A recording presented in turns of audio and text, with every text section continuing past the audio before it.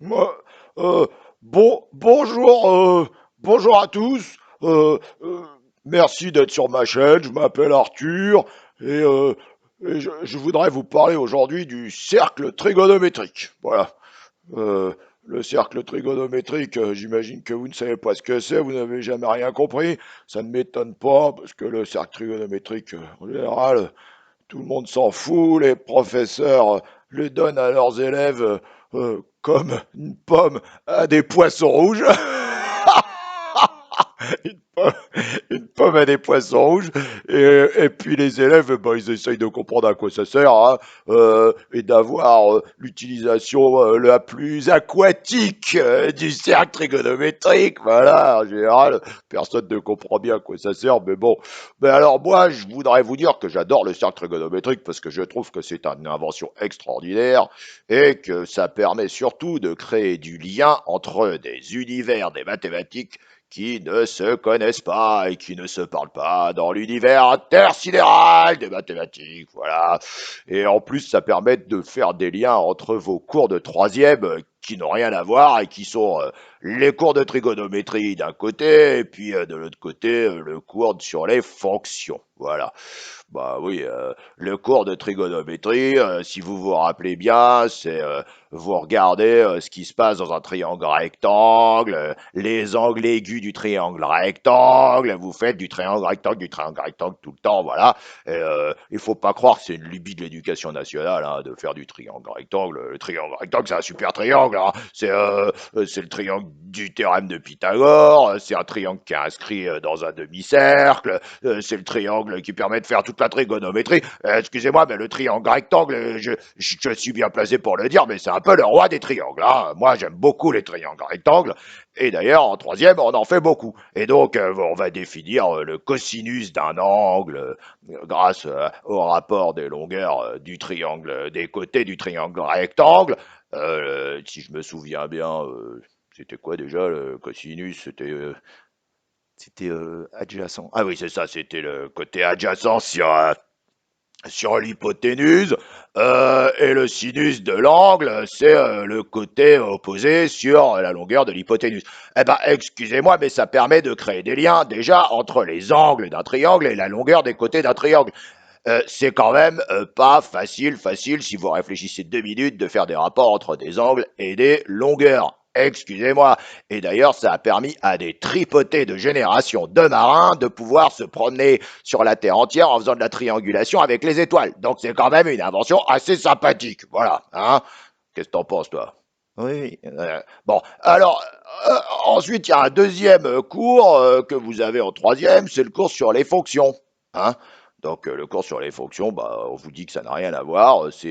En fait, on parle de nombres. On parle de, alors les nombres, c'est un, 2, 3, 4, 5. Les nombres, c'est moins 10 000, moins 45 000, tout ça.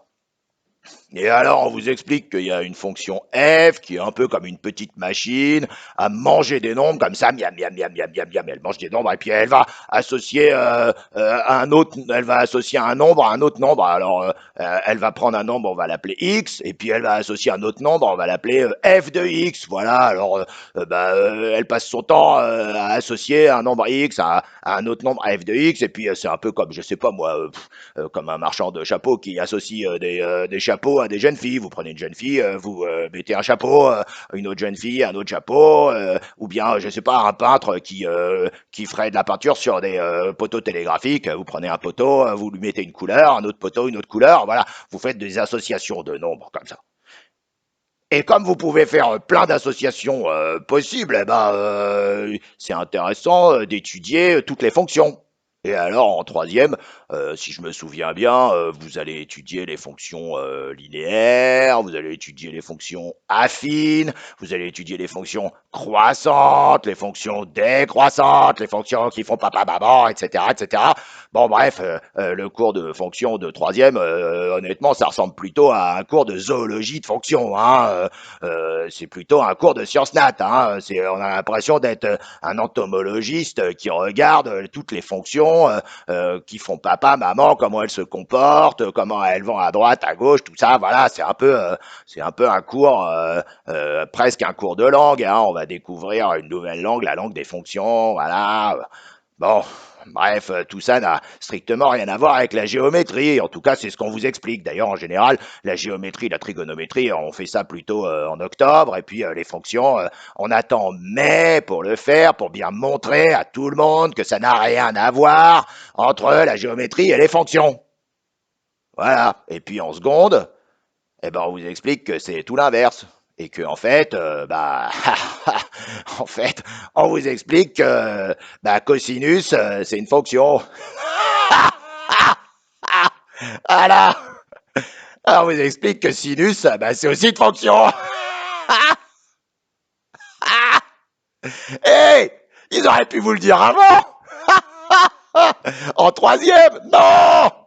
En troisième, ils vous disent, c'est pas du tout ça. Et en seconde, ils vous disent, si, si, c'est pareil. Ah non, mais là, et moi, ça me fend la poire, ce programme de l'éducation nationale à chaque fois.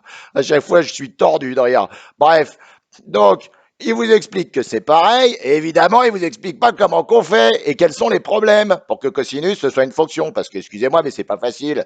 Si vous réfléchissez 2 minutes, cosinus, c'est dans un triangle rectangle, c'est sur des angles, et les angles, c'est en degrés, et les degrés, c'est entre 0 et 90 degrés, hein. Enfin bon, on peut aller jusqu'à 180 degrés, mais enfin, c'est quand même d'habitude, dans un triangle rectangle, il n'y a pas d'angle à 180 degrés, hein. En général, vous avez des angles qui sont entre 0 et 90 degrés. Et donc, bah, comment on va faire pour faire des fonctions sur des nombres? Sur 1 million, 10 millions, c'est quoi cosinus de 1 million? Bah, je sais pas. Et c'est quoi cosinus de -12? Ah bah, je sais pas non plus. Bah alors, comment on peut faire pour que cosinus ce soit une fonction? Ah bah, je sais pas. Ah bah, moi non plus. Eh bah, si. Parce que c'est justement à ça que sert le cercle trigonométrique. Voilà, vous avez compris maintenant. Le cercle trigonométrique, ça sert juste à expliquer que le cours de géométrie, de trigonométrie et le cours sur les fonctions, bah, en fait, c'est lié, quoi.